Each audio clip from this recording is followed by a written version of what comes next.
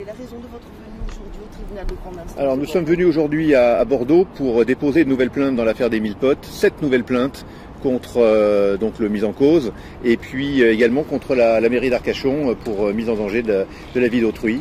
Donc 7 nouvelles plaintes qui s'ajoutent aux 3 de nos clients qui ont déjà déposé plainte. Donc nous avons 10 familles aujourd'hui qui ont se regroupent pour déposer plainte dans cette affaire qui prend de l'ampleur. C'est une affaire qui a été révélée par nos confrères de France Bleu Gironde en début de janvier 2017. Les faits remonteraient donc à 2016. Nous avons en fait un monsieur qui est un prédateur sexuel qui, depuis Pâques 2016 à décembre 2016, a été animateur, sans diplôme, sans qualification, dans le seul et unique centre de loisirs d'Arcachon, ville de 12 000 habitants. Il s'avère qu'il y a une omerta dans cette ville d'Arcachon. Nous avons quelqu'un qui, sans aucune qualification, a surveillé des enfants de 3 ans à 5 ans, qui a porté atteinte gravement à l'intégrité physique de ces enfants de bas âge, qui a reconnu certains faits et nous avons malheureusement constaté qu'il y avait de graves dysfonctionnements en matière de procédure de justice. Nous pensons et nous suspectons qu'il y a eu une influence politique municipale dans ce dossier. Et avec mon confrère maître Thierry Vallat, nous sommes venus ici pour mettre un coup de pied dans la fourmilière. 7 nouvelles plaintes déposées, ce qui fait 10 plaintes. Nous avons une personne qui a déposé plainte pour viol contre monsieur le pédophile présumé. Et nous avons malheureusement déposé plainte en dehors du pédophile présumé. 7 nouvelles plaintes contre la ville d'Arcachon, comme l'a rappelé mon confrère maître Thierry Vallat. Quels sont les faits qui sont reprochés concrètement à Yves Foulon, le maire?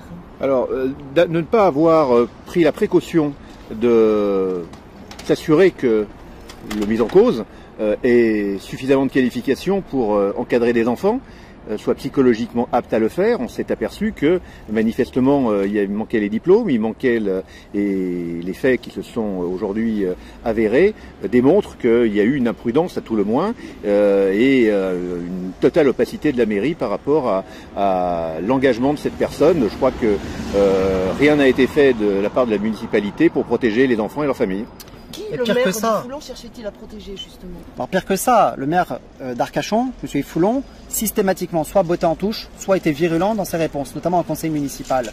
Il essaie de protéger quelqu'un dont la maman est la responsable de la direction des ressources humaines de la ville d'Arcachon, donc proche du maire.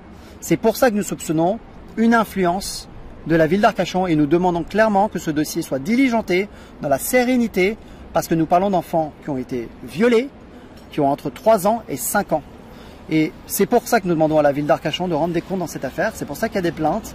Il y a eu un grave manquement en matière de sécurité et en matière d'obligation de diligence sur le dossier. Je parle notamment en matière de communication sur cette affaire.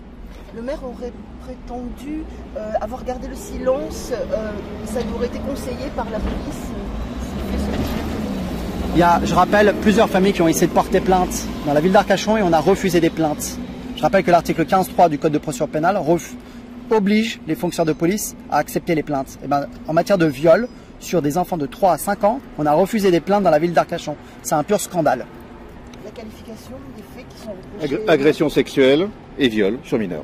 Et concernant le maire? Alors, le maire, c'est non-assent. Sur le maire, aujourd'hui, il n'y a aucune mise en examen ni quoi que ce soit. Les plaintes viennent simplement d'être déposées. Donc, on verra ce que l'instruction va nous apprendre sur ce nouveau pan de l'enquête. Donc, nous verrons. Mais nous demandons, c'est mise en danger de la vie d'autrui et non-assistance.